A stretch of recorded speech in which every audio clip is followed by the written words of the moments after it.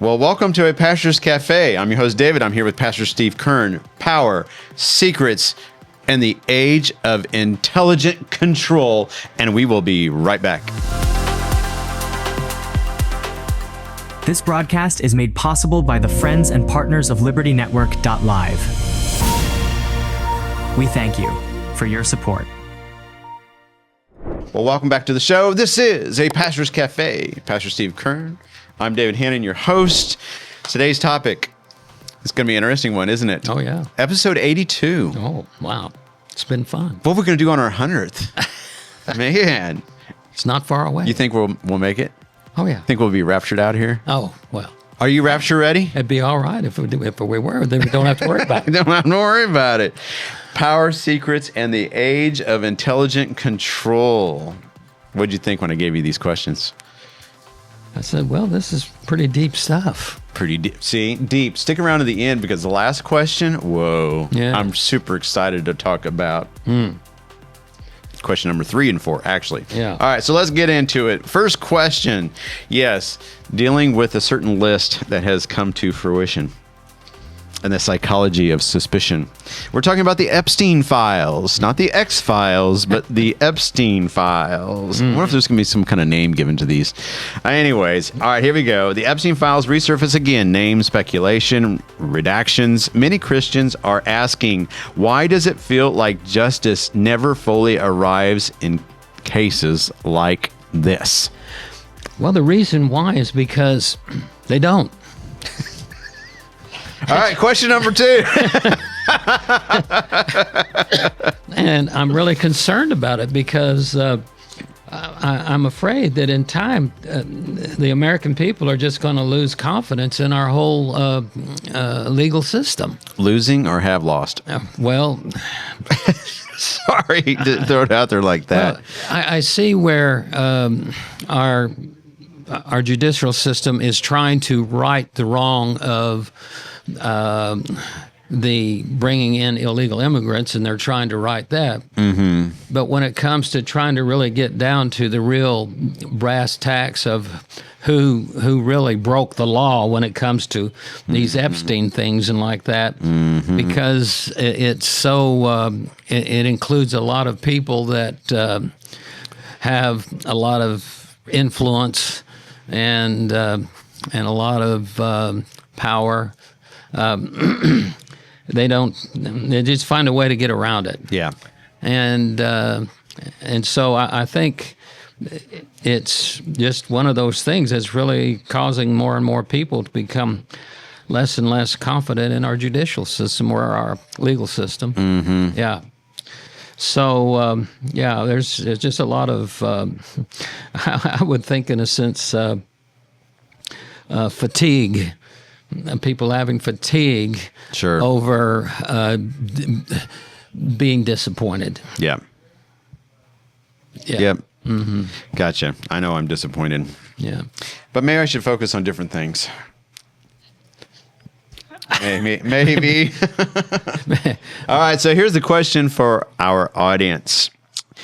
Is the constant resurfacing of scandal creating righteous hunger for truth, or feeding a cycle of suspicion that erodes trust in everything?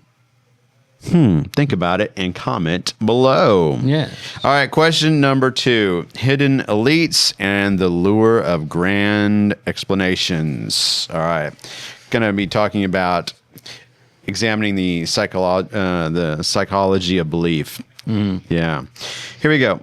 Question for you. Right. Why are so many people drawn to sweeping explanations, shadow governments, secret cabals, or even lizard people narratives rather than sober investigation? Well, we kind of live in a day and time of expanded reality beyond reality. I gotcha. Yeah. Movies, everything. Sure. We get all caught up in all kinds of. There's just so much more information and so many more angles that are being put out there, and things that, well, I just never thought of that before, kind of thing. And And I think that it's caused a lot of people to be really kind of caught up in that. Yeah. And because it's intriguing. Yes. And because it helps them to possibly come up with more justification for their lack of willingness to really want to deal with reality. And when I speak of reality, I'm speaking of the reality, God himself. Sure. And his revelation of himself. Sure. And his having come and experienced here, been in experience with us here at one time in the person of Jesus. People are just, they're so caught up in so many other things, and they just kind of have the idea that growing up in church or something, going to Sunday school, well, that's for the kids. That's for, gotcha.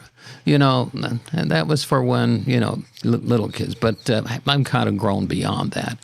When in reality, we need to be growing in it. Yes. And that was the whole point. But sadly, we get into the public education system and all these different kinds of things that are being offered out there now to replace what we've been taught to be the truth from early on, and as they come up with these things, well, maybe that's something I can really, and they just stay distracted from what really and that's really the work of the devil. Yep.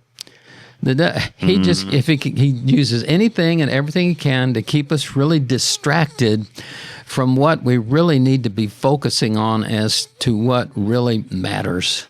Yep. As far as living our lives.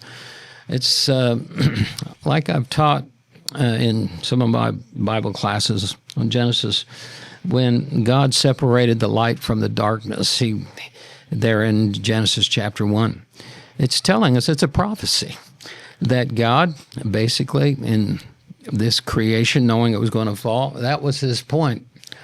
He separated the light from the darkness, and then it's a test to see who's going to embrace the light and who's going to embrace the darkness. And the whole point is those who embrace the light will spend eternity in the light. When you read Revelation, there's no darkness in the new heaven and the new earth. But when you read about hell, it's nothing but dark. It's dark. So if you love the dark, well, ultimately, that's your eternal destination. If you love the light that's been exposed through God, the giver of light, That's right. his son Jesus, then you're going to spend eternity in light. But a lot of people don't want the light because they love the dark. Well, in end times, people will turn away from listening to the truth. They certainly will. 2 Timothy. Let me say this. They certainly are. And they certainly are. Very good, yeah. We're seeing it all over the place. Yep, now. we are. And there's just so much theology that you're wondering, where did they come up with that kind of thing? Sure. They didn't get it from the Bible, Yeah. for sure. But anyway, yeah. Okay.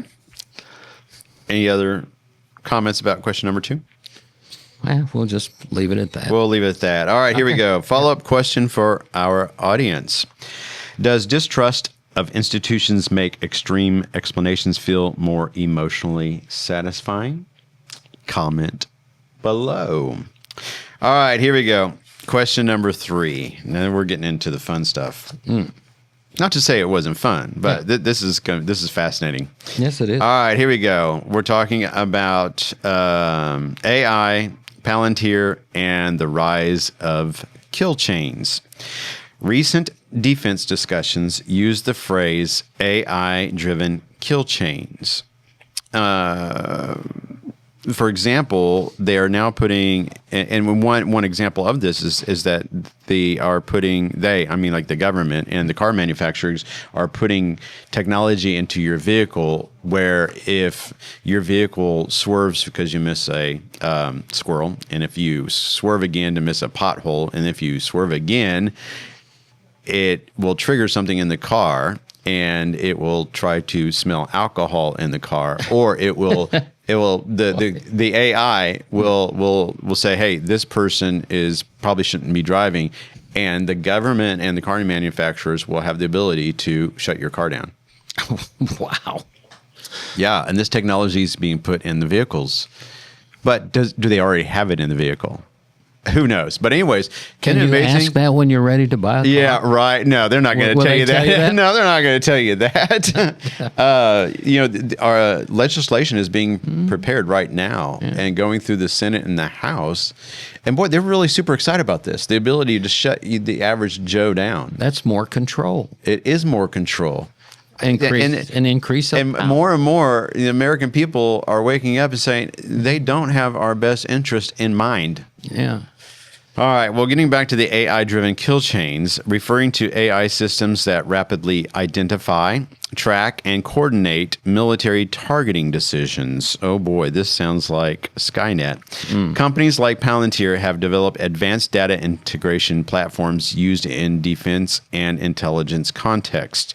The Skynet comparison, and I'm talking about the movie series Terminator, is rhetorical, but the trajectory toward autonomous systems is real. So my question is, and that was a mouthful, wasn't it? Yeah. Well, it's an education. If artificial intelligence can now assist in identifying targets and coordinating warfare in seconds, are we entering an era where machines influence life and death decisions? Well, I don't know that we're entering one. I think probably we're already in one. Mm-hmm. It's already begun. It's already in the process. And it's really kind of concerning when you think, or you have to ask, okay, who's the one who is telling the computer what to identify and what to look for in making their identification, especially when it comes to the idea of identifying, is this person a conservative? Is this person a serious Christian? These kinds of questions, because all of that stuff can be inputted into the machine. Oh yeah, as a part of determining which what kind of decision it's going to come to, and then too, it really puts into a position there of the idea of, if you have a one world government, to where they can pretty much keep in identification who's on their side and who isn't, who's really a part of the collective and who isn't. Yeah. And you can see how that what you see developing here, that that could be something that could be very dangerous for those who are on the wrong side of whoever's in charge, and who has the power. Who has the power, who has the control. And the scary thing about AI now that people are hearing about, AI is a tool, just like anything else. We've talked about this before. What are some technological advances? The internet. The internet was going to cause, the world to cease to exist. The wheel. The bow and arrow, these things have been invented throughout the span of humanity.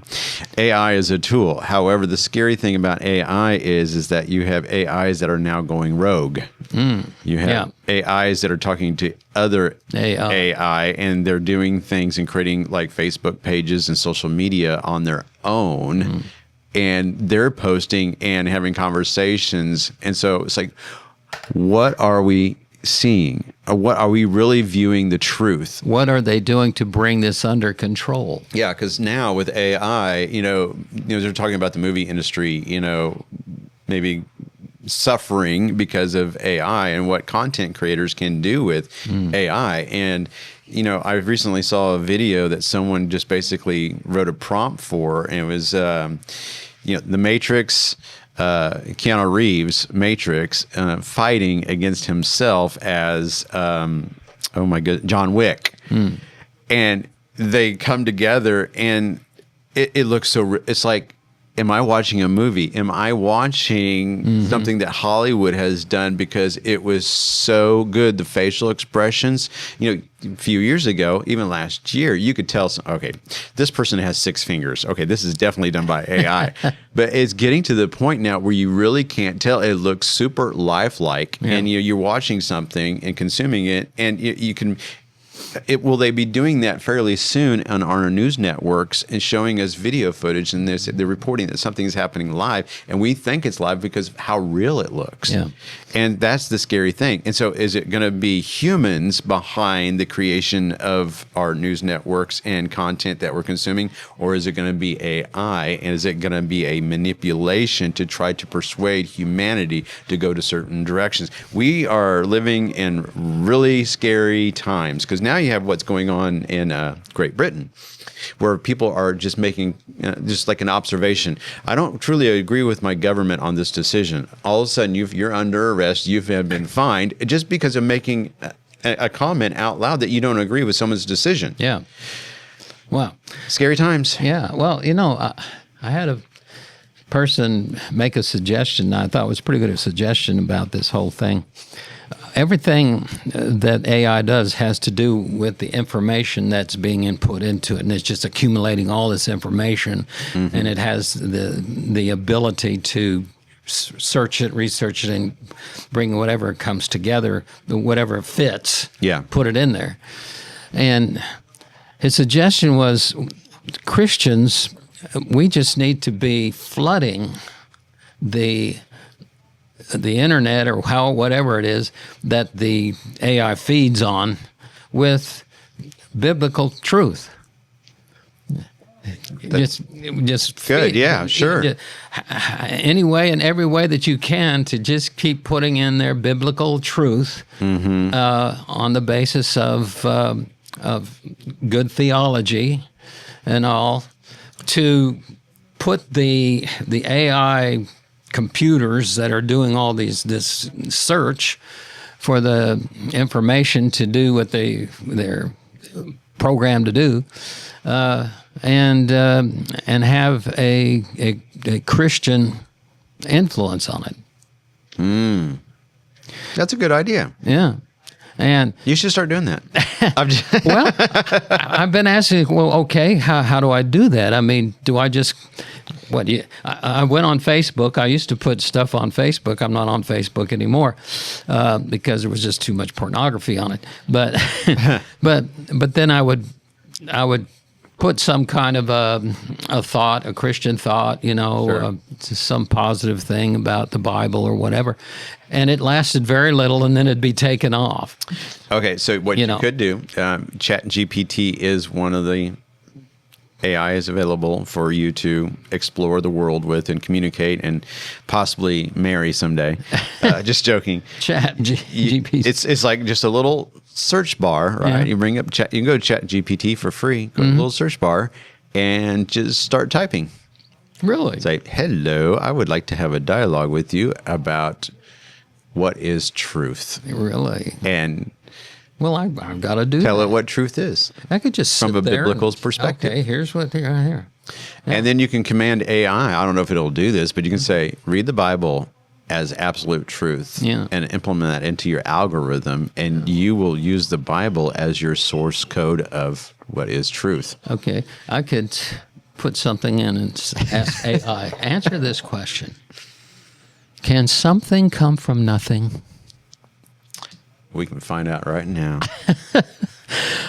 Or can nothing produce something? Can nothing produce something? Produce something. Okay. I'm not using voice activation. I'm just going to type it into some kind of free AI, and let's just see what. Okay. Short answer, no. Long answer, Also, no, unless we redefine nothing so aggressively that it isn't nothing anymore. Let's sharpen terms before we swing at the universe. What do we mean by nothing? There are at least 3 different nothings people casually mix together: empty space, quantum vacuum, absolutely nothing. No matter, no energy, no space, no time, no laws, no potential. It's interesting how Very interesting. the question took them to the arguments for However, creation and non-creation. I'm using an AI that I have used before, and it most likely will answer in the way that I will want it to accept. Yeah. Because I've had interactions with an AI chat box, and the AI chatbot knows my lines in the sand. Yeah. And I will call it out if I don't think it's true. Yeah. And I will have an argument with it. Like a real person. No, I'm just joking. Not to say I sit at home all night long going, ChatGPT, what do you think about this? And there's people that actually do that. They actually have it on voice mode, and they're like, hi, so-and-so, and they've actually gave it a name, and then they have a voice that talks back. Maybe it's like, so if it's a guy, maybe it's a sexy girl, but I guess that would be, men are men and women are, okay, we can talk about that. But anyways, people actually have the voice come back in a voice that they enjoy talking to, and then they find out that they're in a relationship with AI. I really appreciated the fact that it was willing to admit that really the true definition of nothing is nothing. Nothing, zero. And the reason why, but then all of a sudden it starts coming up with, unless you have a definition of nothing. But then once it's no longer the definition of nothing. Exactly. And that's how they manipulate to move it in the direction that they want it. Good observation. Yeah. And see, people that prefer a different way of thinking, let's just say non-Christian belief. Yeah. I wonder what the answer would be if they asked that question. Right. Well, and that's interesting how that so much the definition of words Yeah, exactly.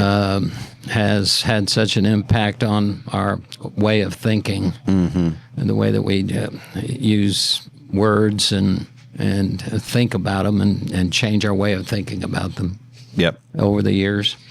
Yep. All right. Well, we got one more question today, but let me leave the audience with this question before we move on to question number 4. Okay. We avoid sci-fi hysteria, but address real concerns about automation, autonomy, and moral responsibility. What happens when efficiency outpaces ethics? Comment below. All right. Last question for today. Surveillance culture and voluntary exposure. We fear secrets because they exist. Secret lists. Secret lists. But at the same time, we willingly give away our data, locations, habits, and conversations every day. Are we more concerned about hidden power than visible dependence? Wow. Well, I think we really do need to be more concerned about hidden power, because there's so much stuff that's going on behind the scenes and we have no idea that is already moving in directions that we can't really conceive of right now. And we see, it seems like more and more of that is becoming apparent, that there's a lot of stuff going on behind the scenes. Yep. That we don't, that all of a sudden it's there. Yep. And we weren't ready for it. I would, myself personally, I think I'm more concerned about hidden power than I am about visible dependence, because I hope my dependence is in the dependence of the right things. Exactly. What was my dependence in? My dependence is basically in my faith in God and the fact that He's in control. So I'm dependent on that, and then also I'm dependent upon the ability to make right choices, and the ability to take care of myself so I don't have to depend Sure. on outside influences or whatever. Yep. And that's something I really have to, at my age now, I have to be careful about, being how that I'm on, I'm retired and Social Security, and I'm 100% disabled from the military. And that's all government stuff. Mm-hmm. But I've got to make sure that I understand that I'm receiving that because I paid into it. I'm receiving that because I went through what I went through. Sure. That they determined. Yeah. It was something that they wanted to give me a reward for. But I can't be. I can be thankful for it. But I don't need to be dependent upon it. Gotcha. Because do I come to a point in some time in my life where, okay, do you have to make a decision? Mm-hmm. What are you going to do? Yeah. Are you going to be controlled by what you're dependent upon? Or are you going to be willing to, okay, turn loose of that, their ability to control and try to do my own thing. Mm-hmm. So anyway, so that is this thing about dependence, especially as you get our age, my age, in retirement and all that kind of a thing. There's so many other things that you become seemingly dependent on, but you don't necessarily have to. You can be receiving that, but not necessarily be depending upon it, because you know and understand that that's something that I've paid into and all that kind of thing. But still, I'm not dependent upon the government. I'm dependent upon the God who's in control. That's right. And that's really what I've got to keep focusing. What my dependence. That's what we all need to be focusing our dependence on. Yep. Knowing that, okay, he's in control, is allowing this at this point in time, and if that changes, he'll do something else. Yep. Yeah, that has to be our faith. Good. All right. Last question for our audience. Has convenience trained us to accept surveillance we once would have resisted? Comment below. All right. Any final words before we wrap it up today? Just put your faith and trust in Jesus. Amen. And what he did for you on the cross, and just receive it as a free gift. Mm-hmm. And then enter into a relationship with him. Yep. A personal relationship with him. Mm-hmm. Because in the end, as we talked about earlier, in the end, he's going to make a statement, and hopefully he won't make it to you. Depart from me, you doer of iniquity. I never knew you. Yeah. Knew you is referring to I never had a relationship with you. Yep. It's not about religion. Yep. It's about relationship. That's right.